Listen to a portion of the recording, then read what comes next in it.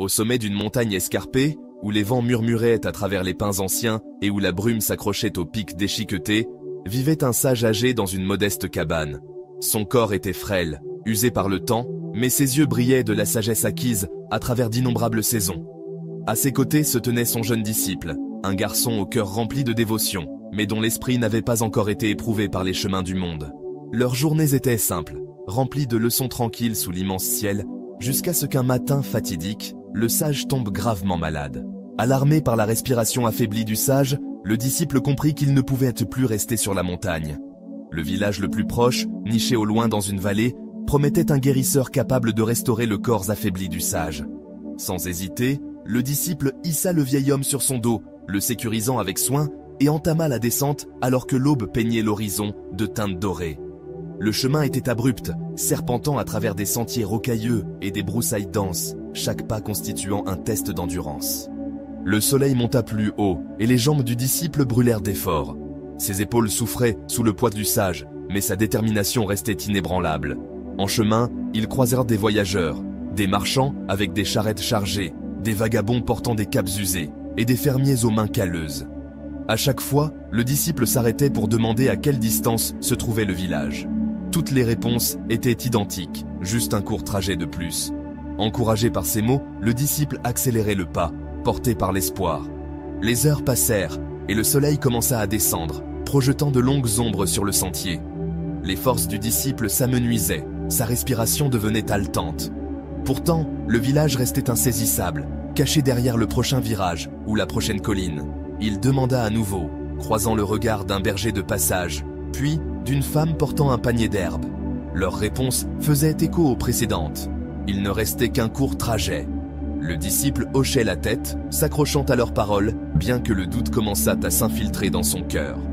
La nuit tomba, enveloppant le monde d'obscurité. Le corps du disciple réclamait du repos, ses muscles tremblant sous le poids du sage. Le chemin semblait sans fin, chaque pas plus lourd que le précédent. Il s'arrêta pour interroger un autre voyageur. Une silhouette solitaire éclairée par la lueur faible d'une lanterne. La réponse restait inchangée, un court trajet de plus. Mais désormais, ces mots sonnaient creux. L'espoir du disciple vacillait, remplacé par la frustration. Il avait posé la question d'innombrables fois, marché d'innombrables pas, mais le village restait hors de vue. Épuisé et découragé, le disciple trébucha et s'arrêta sous un arbre noueux. Il déposa doucement le sage au sol, sa poitrine se soulevant sous l'effort. Le poids de l'échec l'accablait. Il regarda le sage, dont le visage restait serein malgré son état fragile, et laissa échapper un lourd soupir. Ils avaient voyagé de l'aube jusqu'au cœur de la nuit, mais le village semblait aussi lointain que jamais.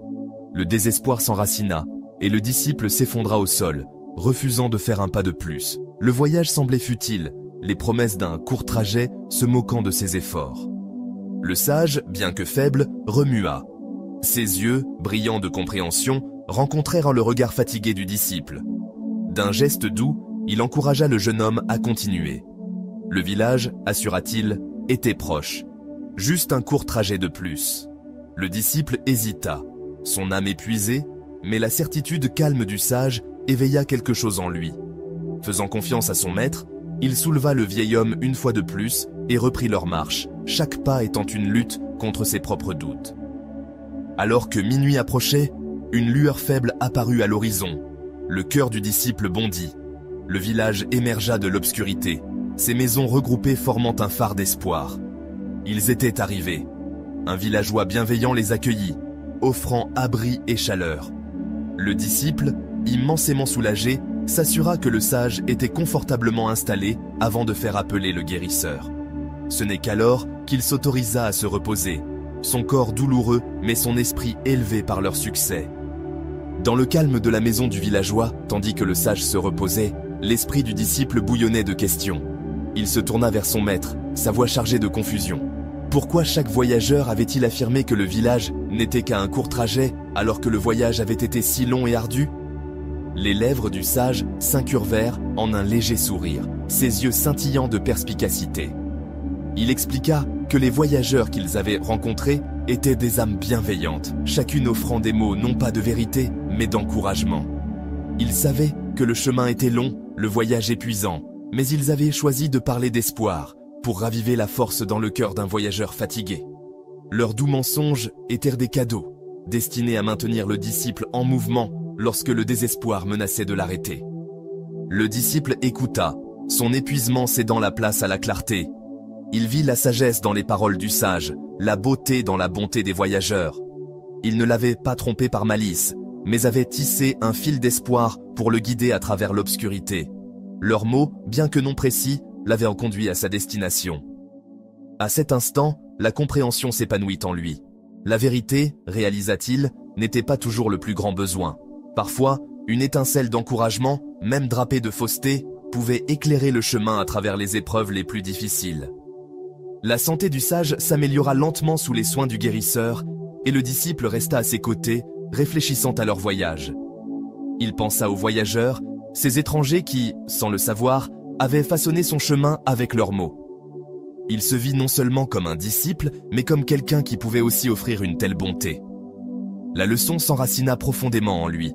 Dans la vie, le poids de la vérité pouvait parfois écraser une âme en lutte, mais des mots d'espoir, même petits, pouvaient l'élever vers son but.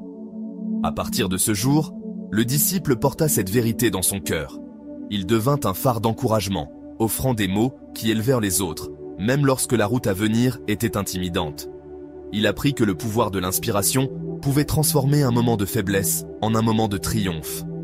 Le voyage au bas de la montagne n'avait pas seulement sauvé son maître, il avait remodelé sa compréhension de la compassion. Il jura d'être une voix d'espoir, sachant que de tels mots, aussi simples soient-ils, pouvaient apporter quelqu'un à travers ces heures les plus sombres jusqu'à la lumière de sa destination.